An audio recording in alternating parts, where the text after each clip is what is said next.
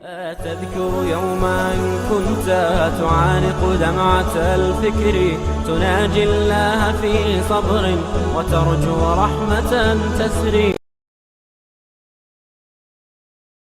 بسم اللہ الرحمن الرحیم. 8 مارچ کو عورت مارچ پچھلے سال میں بھی ہوا اور کتبوں پر لکھا ہوا جو ایک جملہ بہت مشہور ہوا وہ یہ تھا کہ میرا جسم میری مرضی. تو بہت اچھی بات ہے اگر آپ کے جسم پہ آپ کی مرضی چلتی ہے تو سب سے پہلا کام یہ کریں کہ اپنے آپ کو عورت سے مرد بنا لیں تاکہ سارا مسئلہ ہی ختم ہو جائے. اور دوسری بات یہ ہے کہ اگر آپ کے جسم پہ آپ کی مرضی ہے تو ذرا سر کے بالوں سے لے کے پاؤں کے ناخن تک تھوڑا سوچے تو صحیح آپ کی مرضی سے کیا آپ کے بال ہیں؟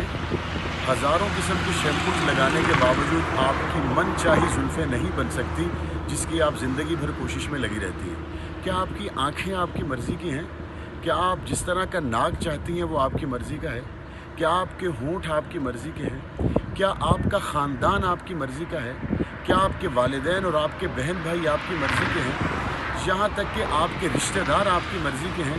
جب کوئی بھی آپ کی مرضی کا نہیں تو آپ کو یہ بات سمجھ لینی چاہیے کہ ساری چیزوں کو برابر جوڑ کر انسان کی شخصیت میں ہو یا خاندان میں بکھرے ہوئے رشتہ داروں میں ہو یا والدین اور بیوی بچے ہوں، وہ تمام چیزوں کو برابر کرنے والی صرف اللہ کی مرضی ہے. تو جب ہر جگہ پہ رشتہ داروں میں، والدین میں، بہنوں میں، بھائیوں میں، حتیٰ کہ اپنی شخصیت میں اللہ کی مرضی ہے، اپنی مرضی نہیں ہے، تو میری بہن اپنے جسم پر بھی پھر اللہ ہی کی مرضی کو نافذ کریں، کسی بیرونی ایجنڈے کی مرضی کو اپنے اوپر نافذ نہ کریں. اس